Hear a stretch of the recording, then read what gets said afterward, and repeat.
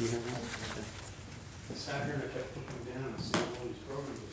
Yeah, just come out this morning. Before I start reading this, I would just like to reflect back. Sister Joyce was talking about Aunt Zella, and I have very fond memories of her, and I know she'd be quite proud of you. Amen. She used to be our homecoming president. Yeah. And she and I sometimes would be the only two in here, and Aunt Zella said, "We're not going to wait on the others. We're going to start the service." So she started off saying, "Jesus, keep me near the cross." And we and her, we just had a good time until everybody else just started to, kind of bump the funneling in. And everybody else, for that time, were ready to just start in, and we just had a good time. Now, that's the way our homecomings used to be. They're not quite like that now. Everything's kind of programish, but that's the way it used to be. The Spirit of the Lord was it just started right there. So I have very fond memories of my Aunt Zella. So she had her trials and tribulations, but you never knew it. She always was happy person. I'm fine. That was it. I'm fine. How are you? I'm fine. But we all know she did have some troubles in her life, but God was good to her, and she always witnessed that God was good to her. It was just something. So I have those fond memories. Amen. I will attempt to read this today. It's kind of lengthy, but it is our history. First Baptist Church History, 112th Anniversary, October the 18th, 2009. When our ancestors first came to this city from Kentucky, they did not have a church in which to worship. Their meetings were held in homes, the old school building, and at the place of Scott Weaver and Tom Steele. Their Sunday school was taught by Sister Light Weaver. As time passed, they decided they would like a church in which to worship God. They began to study and plan how they would be able to erect a building. Former members of a Baptist church in Kentucky, they were few in number, but had a strong faith in God and a mind to work. At a call meeting, it was decided to call this church First Baptist. First Baptist was organized in 1890 under the pastoral care of the Reverend Stephen Clay, with 4 members: Brother Toby Granger, Sister Frances Granger, Brother Patrick Skaggs, and Sister Matilda Skaggs. These members labored and struggled in order that the membership would be increased and a church built for prayer and solemn worship. Thank you.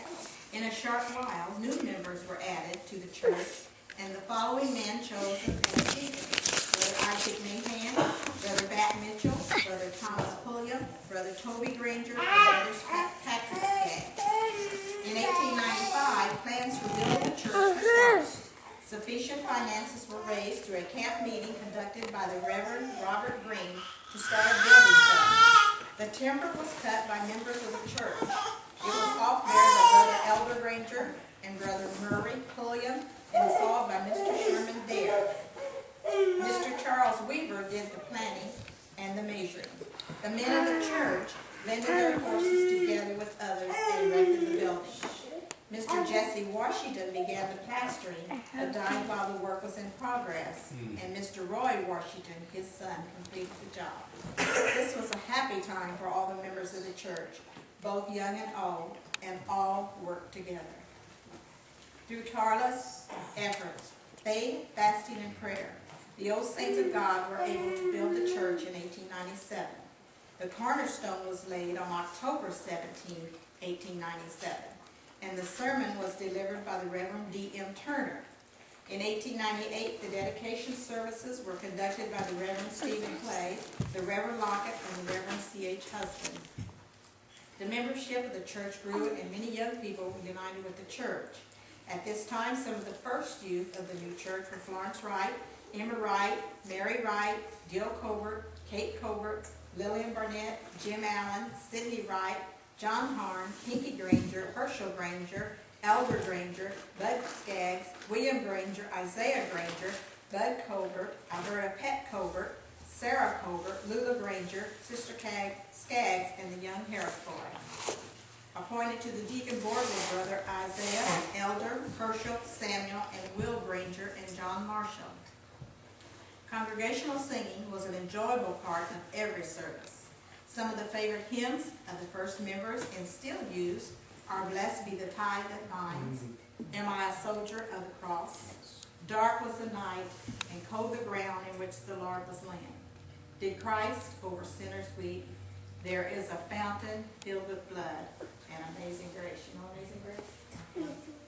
Many pastors have served First Baptist Church, beginning with the Reverend Stephen Clay and continuing with the Reverend W.B. Clark, Reverend Warren Nichols, Reverend R.B. Green, Reverend Frank Estelle, Reverend William Granger, Reverend A.D. Urban, Reverend C.M. Wimbush, Reverend John Edward Wright, and at present, Reverend Robert F. Granger.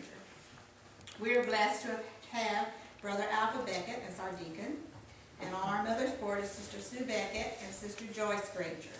Our usher board chairman is Sister Cecilia Sworn.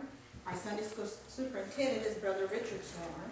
Brother Paul Morton is our building and maintenance supervisor. God has called several of our members and relatives to be with him.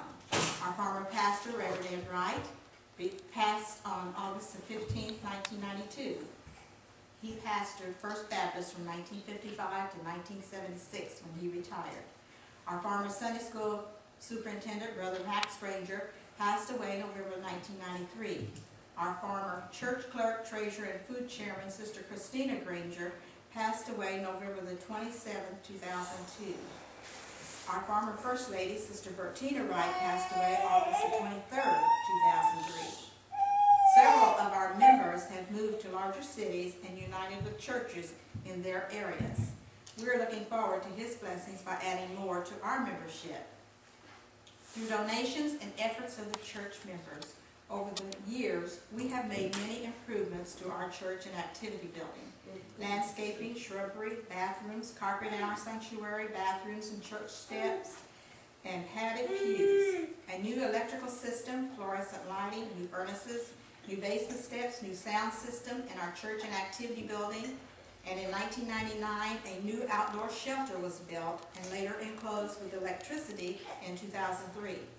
Through donations of our church family and farmer members and friends, in the year 2000, we had new windows and air conditioning installed in our activity building and church. In 2002, we purchased a new piano. We have new countertops in our activity building. We've installed a new drain system in our activity building.